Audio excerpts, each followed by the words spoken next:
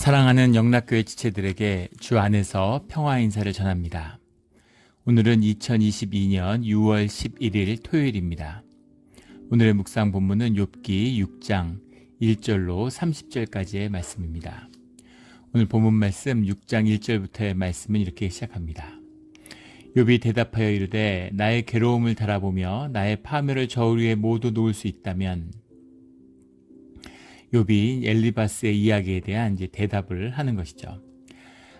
엘리바스의 이야기라고 하지만 엘리바스가 4장 5장에 걸쳐서 이런 식으로 대화하지는 않겠죠. 아마 친구들하고 같이 둘러앉아서 대화한 것을 뒤에 이제 어떤 신학적인 문학적인 형식에 따라서 주장의 핵심을 이렇게 정리했다, 이렇게 보는 것이 더 맞을 겁니다. 대화를 할 때는 주고받는 식으로 여러 명이 이야기를 했겠죠. 거기에 대한 욥의 답변의 요지입니다.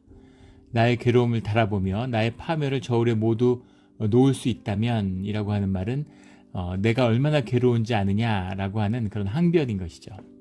5장 2절에 엘리바스가 분노가 어리석은 자를 죽인다, 이렇게 이야기했죠. 엄청난 정죄죠. 그래서 그 비탄과 슬픔과 고통과 아픔, 분노, 이런 것을 책망했는데, 내가 얼마나 괴로운지, 내가 나의 파멸적인 현실, 이것을 계량화할 수 있다면, 이걸 너희가 헤아릴 수 있다면, 이런 뜻이죠. 그럴 수 있다면, 그렇다면 너희들이 나를 이런 식으로 정죄하거나 판단하지 못할 텐데 라는 말이 들어있습니다. 3절에 바다의 모래보다도 무거울 것이라. 얼마나 무거운지, 바다의 모래라고 하는 것은 이제 성경에서 이 바다 그 자체 또는 돌과 비유되는 굉장히 무거움의 상징이죠.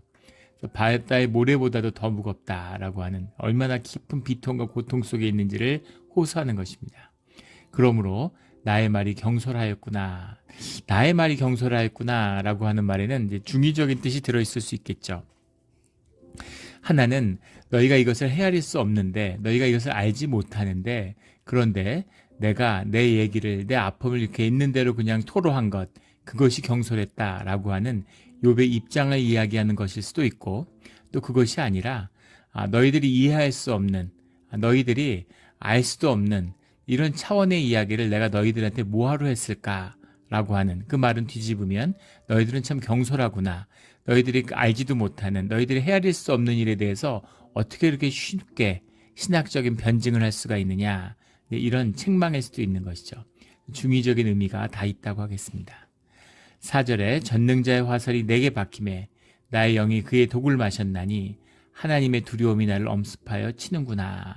굉장히 중요한 고백입니다.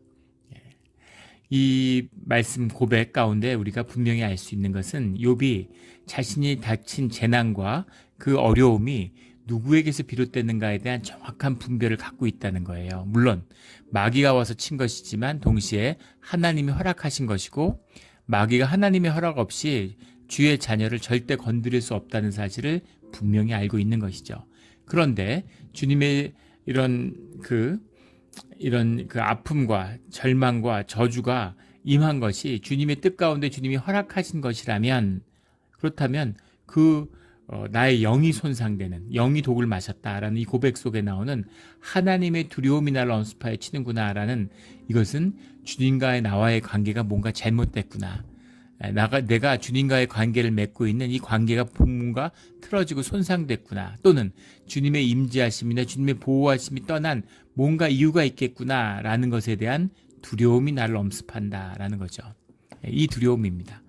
욥은 자신이 재산을 잃고 자식을 잃고 그래서 두려운 것이 아니라, 재산이 없는데 이제 어떻게 살아갈까, 내가 몸이 아픈데 어떻게 살아남을까, 이런 걸 두려워하는 것이 아니라 주님과의 관계가 틀어진 것이 뭐일까, 왜 그것이 관계가 이렇게 문제가 생겼을까, 이것에 대한 알 수 없고 헤아릴 수 없죠. 주님은 영이시잖아요. 그리고 또 우리가 헤아릴 수 없는 분이시죠. 그 헤아릴 수 없는 자의 헤아릴 수 없음에 대한 두려움, 그런 두려움이 나에게 엄습하여 미치고 있다, 이런 고백을 하고 있습니다. 이것이 본질이죠. 이것이 모든 것의 본질입니다. 주님과의 관계예요. 주님을 만난다는 것은 우리 현상 세계 속에서 이 평면적인 2차원적인 세계 속에서 입체적인 그런 실제의 세상을 만나는 것이죠. 그래서 주님의 만남이 없이 생명력이 발산될 수 없다는 것, 발현될 수 없다는 것을 너무나 잘 알고 있는 거죠. 그래서 두려운 것입니다. 5절에 들나귀가 풀이 있으면 어찌 울겠으며 소가 꼴이 있으면 어찌 울겠느냐. 들나귀가 울고 소가 우는 것에도 연고가 있다는 거죠. 그런데 자신의 이 비통한 눈물, 비통한 아픔 속에 왜 이유가 없겠느냐라는 거죠. 6절에 싱거운 것이 소금 없이 먹히겠느냐. 닭의 알 흰자위가 맛이 있겠느냐.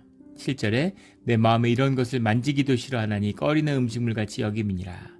노른자위가 영양가가 있고 흰자위는 이제 영양가가 없는 것으로 치부되잖아요. 저는 계란을 굉장히 좋아하는데 계란으로 만든 음식은 다 좋아하는 것 같아요. 흰자위도 아주 좋아합니다. 그런데 이것은 일반적인 인식이죠. 근데 소금이 없으면 흰자위는 참 맛이 없죠. 소금을 뿌려야 맛있는데, 근데 이 노른자위가 아니라 흰자위가 무슨 맛이 있느냐라고 하는 이 말 속에는 이 알맹이가 없는 본질을 잃어버린 이런 현상적인 이야기, 평면적인 이야기가 무슨 의미가 있느냐, 그런 이야기죠.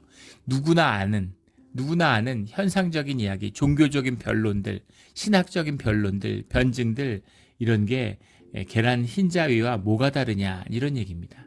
그러니까 엘리바스와 친구들에 대한 질책이 들어있는 것이죠. 아무것도 아닌 얘기. 사람들은 뭔가 이제 인과론적인, 인과응보적인 생각을 갖고 있지, 자연스러운 인간의 심성입니다. 또 집단적인 무의식의 산물이죠. 뭔가 이유가 있겠지, 뭔가 잘못이 있겠지, 이렇게 생각하는, 왜 그러느냐라는 거죠. 이거 깊이 들여다볼 주제예요. 그게 무슨 의미가 있느냐, 이렇게 이야기합니다. 8절에 나의 간구를 들어줄 것이며, 누가 들어줄 것이며 나의 소원을 하나님이 허락하시랴. 이는 곧 나를 멸하시길 기뻐하사 하나님이 그의 손을 들어 나를 끊어버리실 것이라. 자신이 겪는 모든 고통과 그런 고난의 역경의 중심에 하나님이 계시는 걸 모르느냐, 이런 것이죠. 10절에 그러할지라도 내가 오히려 위로를 받고 그칠 줄 모르는 고통 가운데서도 기뻐하는 것은 내가 거룩하신 이의 말씀을 거역하지 아니하였습니다. 고통 가운데서도 기쁨이 있고, 그리고 이 고난 가운데서도 위로를 받고 있다. 그 위로의 주체는 주님이시죠. 그런데 여기서 깊은 이것도 묵상이죠. 내가 거룩하신 이의 말씀을 거역하지 아니하였음이라 라고 하는 이 말 속에는 어떤 의미가 있냐면, 주님의 말씀을 우리가 받는다고 하는 것, 주님이 우리에게 주시는 것은 말씀이죠. 말씀이 우리와 함께합니다. 그래서 말씀을 통해서 주님이 언약을 우리에게 주시는 거고, 언약을 우리가 받는 거죠. 그 언약을 받는다는 의미는 우리의 삶 가운데 말씀을 통한 믿음의 소망을 놓지 않는다는 이야기죠. 그래서 주님께 소망을 두고 주님의 언약을 내가 기억하고 있다라고 하는 이야기입니다. 그 소망이, 그 언약이 나를 고통 가운데서 기쁨을 주시는 분이 되신다라는 의미죠. 깊은 말씀이에요. 11절에 내가 무슨 기력이 있기에 기다리겠느냐, 내 마지막이 어떻기에 그저 참겠느냐. 무슨 기력이 있어서 내가 참고 견디는 것도 아니고, 내가 무엇을 마지막을 어떻게 했으면 하고 참고 있는 그런 게 아니다라는 거죠. 12절에 나의 기력이 어찌 돌의 기력이겠느냐, 나의 살이 어찌 노쇠겠느냐, 나는 그런 힘이 없고 연약한 자다, 이런 이야기입니다. 내가 이걸 견디고 이것을 지키고 있는 것은 주님을 만나고자 하는, 주님이 주시는 주님의 뜻을 만나고자 하는 그 말씀의 소망을 간직하고 있기 때문이다 라는 고백입니다. 나의 도움이 내 속에 없지 아니하냐, 나의 능력이 내게서 쫓겨나지 아니하느냐 하였느냐, 이런 11절부터 13절까지의 그런 통절한 고백이죠. 그런데 14절에 낙심한 자가 비록 전능자를 경외하기를 저버릴지라도 그의 친구로부터 동정을 받느니라. 낙심한 자가 비록 전능자를 경외하기를 저버릴지라도 그 고통받는 자에게 그 친구들이라면 와서 그들의 위로를 받고 동정을 받아야 되는 것처럼, 심지어 주님을 경외하고 주님과의 관계에서 떨어져 나간 자라 할지라도 그래도 친구라면 그 동정과 어떤 위로를 받는다라는 말입니다. 이 말은 주님의 사람이라면, 너희가 주님의 사람이라면 주 안에서 하나된, 이것이 우리의 관계의 핵심이 아니냐, 이런 이야기죠. 우리 자식을 생각해 보면 알 수 있죠. 자식이 무슨 잘못을 지었던, 자식이 살인죄를 지고 감옥에 갔다 하더라도 자식이죠. 그 비통함과 아픔이 있는 겁니다. 아들이 감옥에 가는데 몸 조심하고 건강해야 된다. 음식 잘 챙겨 먹어라. 이렇게 어머니가 이야기하는 거죠. 양심이 없고 도덕적으로 마비돼서 그런 것이 아니라 자식이기 때문에, 나와 한 몸이기 때문에, 내 아픔이기 때문에 그 아픔에 대한 비통한 아픔을 같이 느껴줄 수 있는 것이죠. 이것을 이야기하는 것입니다. 너희가 나와 연결되어 있다면, 너희가 주 안에서 같이 하나 된 자들이라면 어떻게 이럴 수가 있느냐, 이런 이야기죠. 정말 맞는 말씀이죠. 정죄하고 비판하는 건 내가 아니기 때문이에요. 누가 왼팔이 오른팔의 잘못을 질책하겠습니까? 한 몸인데. 질책한다는 건 타자화됐다는 거잖아요. 대상화됐다는 거죠. 어브젝타이즈 했다는 얘기잖아요. 떨어졌다, 분리됐다라는 얘기입니다. 주님 앞에 정죄함이 없는 것은 주님과 하나 됐기 때문인 거죠. 근데 너희가 어떻게 이렇게 정죄하고 판단할 수 있느냐, 이런 얘기죠. 늘 하나됨으로 판단과 정죄가 아니라 애통함과 연민을 같이 나누어 가지는 우리 모두가 되기를, 주 안에서 형제들이 되기를 주의 이름으로 축원합니다. 15절부터 17절까지는 개울에 대한 비유를 하고 있어요. 내 형제들은 개울과 같이 변덕스럽고 그들은 개울에 물살같이 지나가는구나. 얼음이 녹으면 물이 검어지며 눈이 그 속에 감추어질지라도 따뜻하면 마르고 더우면 그 자리에서 아주 없어지나니. 와디라고 그러죠. 이 팔레스타인의 물길을 와디라고 하는데 우리 캘리포니아하고 똑같아요. 지중해성 기후라고 하는. 물이 우기가 되면 막 철철철 넘치죠. 우리 이 계곡 같은 거 이런 걸 깊이 파놓은 걸 볼 겁니다. 비가 올 때는 물이 막 넘쳐나요. 그런데 이제 건기가 되면 언제 그랬냐는지 물이 바짝 마르는 겁니다.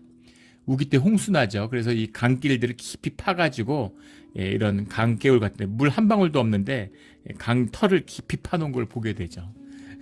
무슨 물이 있다고 이렇게.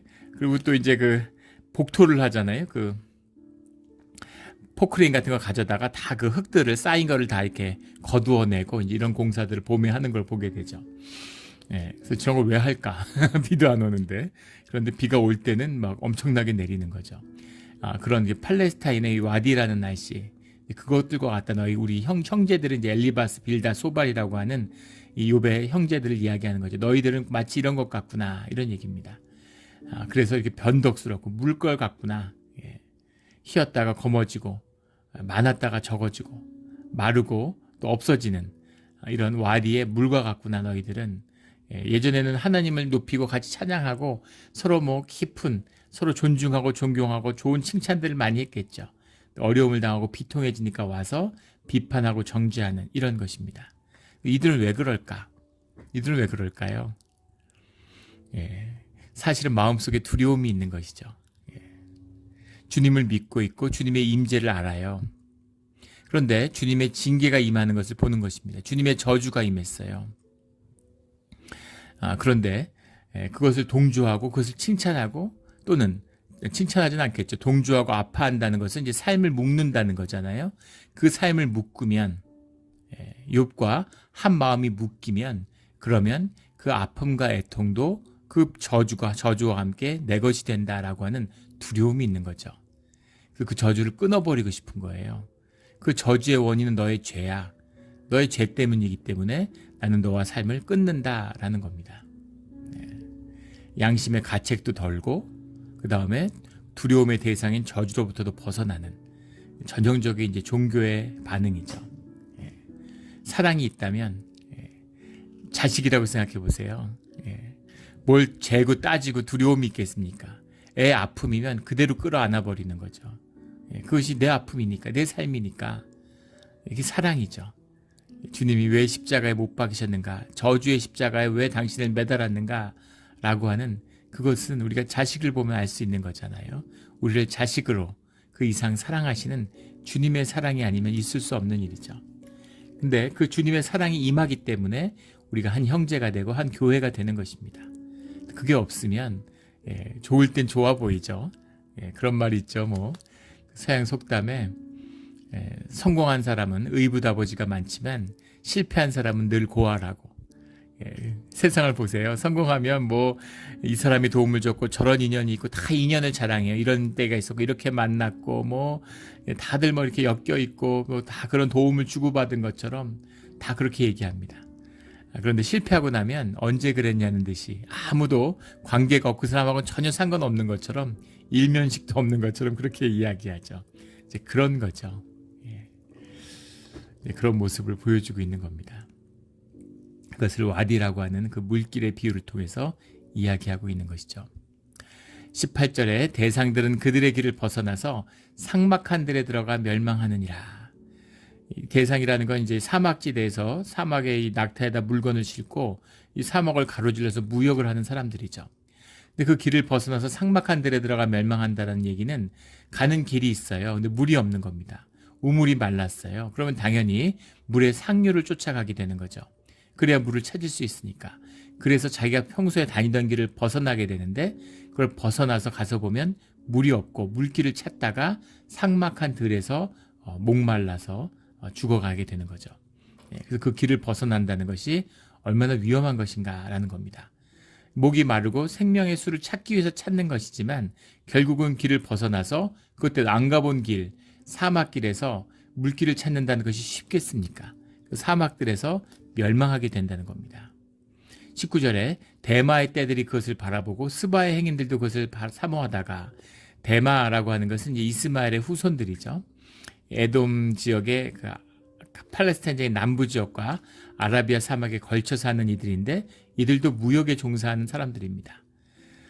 스바의 행인들이라는 것, 스바도 이제 아라비아의 남부, 아라비아 반도의 남부 지역, 또는 뭐 아프리카의 에티오피아를 지칭하는 것이었다, 뭐 이런 이제 설도 있는데 대개는 아라비아의 남부 지역으로 보죠. 그 지역이라고 하는 것도 역시 지금은 뭐 생각하기 어렵지만 왜 그 이슬람 지역, 중동 지역이 중세까지도 가장 번영하고 부유한 지역이었어요. 예. 이 인도로부터 아시아로부터 향료를 수입하는 거죠. 그 향료를 가져다가 유럽에 파는 겁니다. 그게 엄청난 폭리를 취하는 무역업이었죠. 그래서 그 콜럼버스도 그렇고 세계 일주에 나섰던 이유는 중동 상인을 통하지 않고 인도하고 직교역을 하고 싶은 거죠.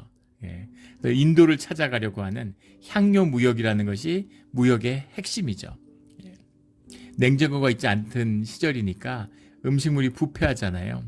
그러니까 이제 그 고기 같은 걸 먹을 때 향료를 뿌려야 되는 거죠. 향료의 그 무역을 독점하고 있는, 향료를 팔고 그 돈으로 또 무슨 노예도 팔고 목재도 갖다 팔고 뭐 그런 것도, 금도 갖다 팔고, 그런 것들 중개하는 무역을 이 대마나 스바나 이런 아라비아의 무역상들이 했던 것이죠.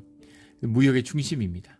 근데 이제 그 세계가 둥글고 그 인도로 바로 가는 행로가 발견되면서 그 아라비아가 이 사막 지역이 상업의 중심지에서 몰락하게 되는 거죠.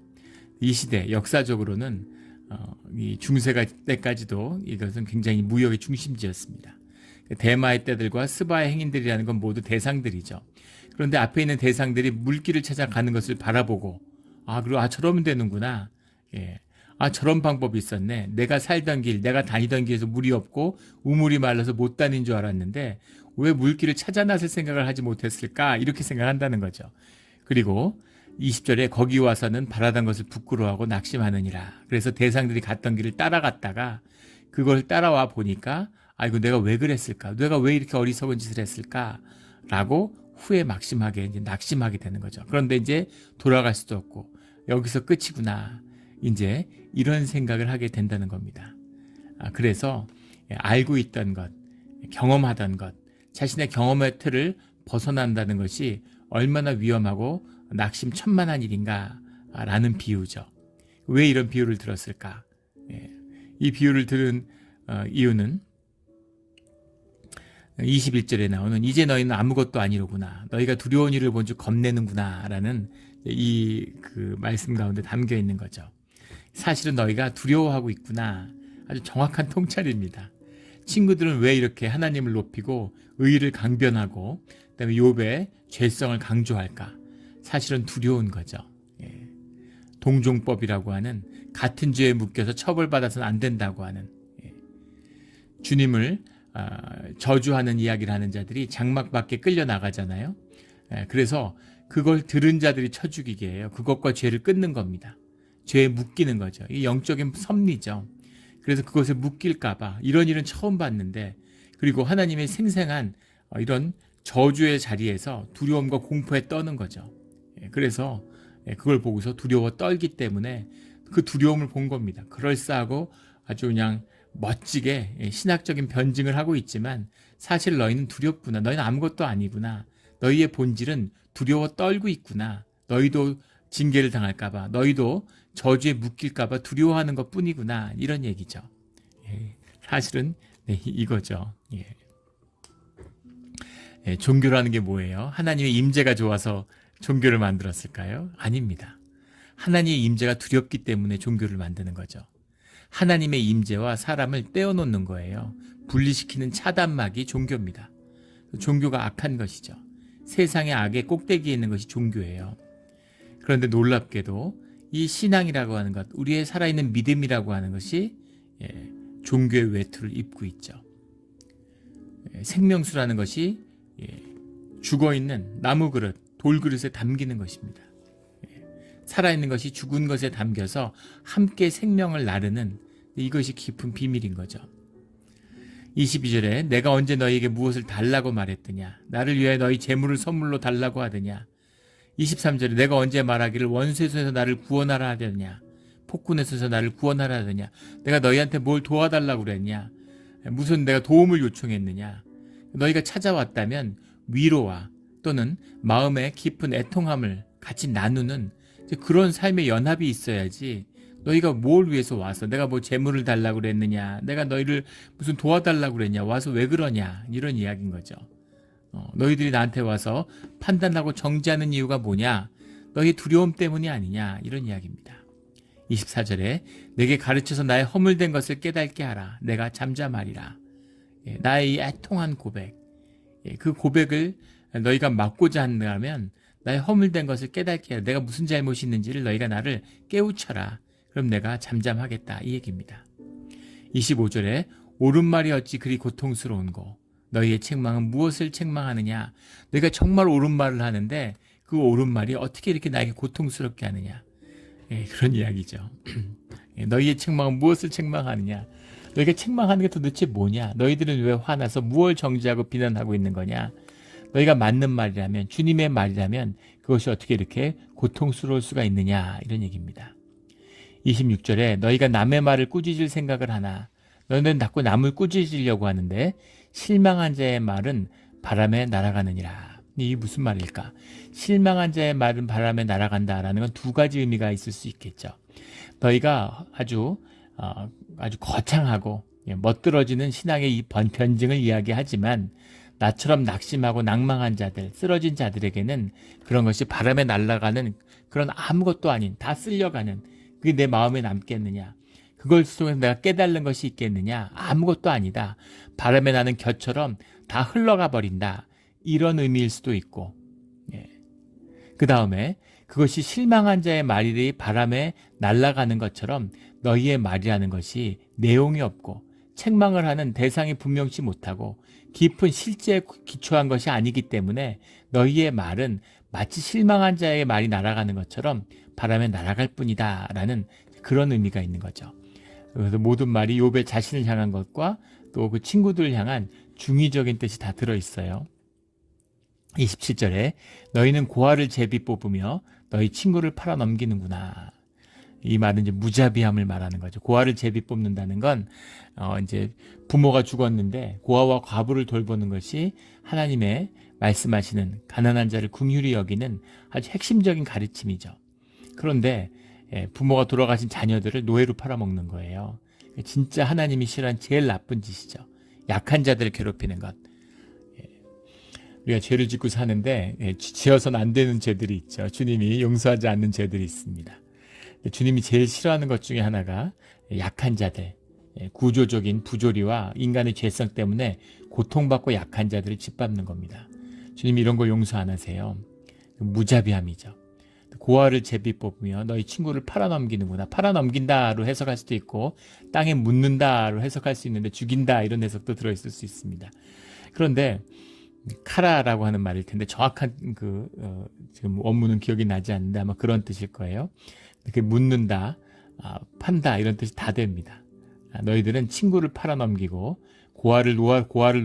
노예로 넘기는 그런 무자비한 놈들이구나. 이제 이런 말인 거죠. 28절에 이제 원하건대 너희는 내게로 얼굴을 돌리라. 내가 너희를 대면하여 결코 거짓말하지 아니하리라. 내 진실을 만나라. 너희의 진실을 내놓고 내 진실을 한번 만나봐라. 그리고 진실과 진실로, 이것이 관계의 비밀이잖아요. 거짓되게 가면 쓰고 100년 만나도 교제해도 아무 의미 없죠. 아무 의미 없어요. 진실을 만나야, 진실의 삶을 만나야 깊이 있는 관계가 맺어지는 거죠. 이게 제가 신앙생활에서 얻은 신비입니다.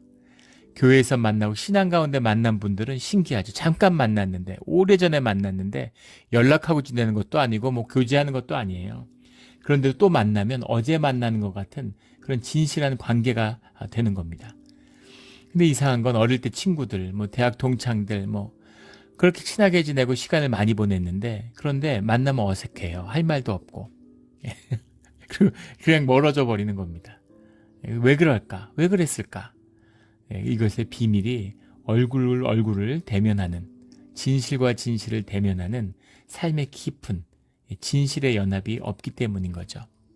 하물며 교회도 가면 쓰고 나와서 거짓으로, 아프고 애통한 자가 아니라 멋지고 잘 나가는 사람으로 그렇게 나뭇잎 치마로 가리고 교회 평생 다녀봐야 아무 의미가 없는 거죠. 껍데기입니다. 너희가 진실로 내 친구라면, 우리까지 이제까지 신앙의 이름 주 안에서 만났다면 너희의 진실을 꺼내놔라, 이런 얘기죠. 그래서 내 진실을 한번 마주해라, 이런 얘기입니다. 29절에 너희는 돌이켜 행악자가 되지 말라.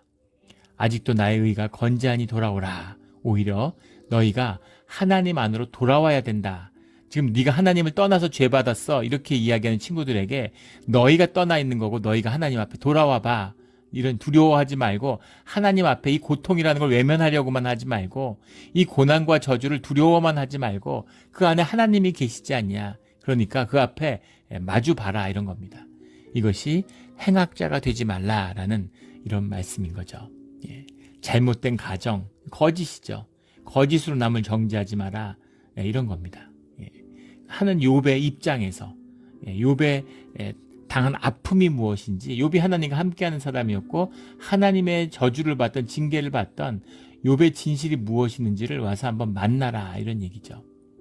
30절에 내 혀에 어찌 불의한 것이 있으랴. 내 미각이 어찌 속임을 분강하지 못하랴.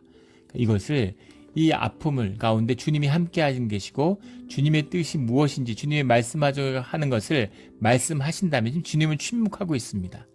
그런데 주님의 뜻이 드러날 때 내가 그것을 분별하지 못하겠느냐라는 거예요. 그래서 그 가운데 주 안에서 우리 진실을 함께 만나보자라고 하는 믿음을 향한 초청이죠. 이것이 고통 가운데서 기쁨을 느끼는 하나님이 가시는 신앙의 비밀입니다. 우리가 신앙생활 하다 보면 어려움을 겪어요. 또 어려움 가운데 있는 분도 있습니다. 그리고 우리 신앙인들은 이중의 아픔을 겪죠. 세상에서는 근데 재수 없어, 내가 실수했어, 이러면 끝날 일인데 신앙 가운데서는 그게 아니라는 것을 알죠. 그리고 그 모든 아픔과 고통 뒤에 물론 내 잘못이 있고 내 죄로 인한 것이 있죠. 맞습니다. 그러나 은혜로 나를 감싸주시고 하나님의 울타리로 보호해 주셨는데 왜 그러지 않을까? 왜 이것은 지켜주지 않으셨을까? 라는 겁니다.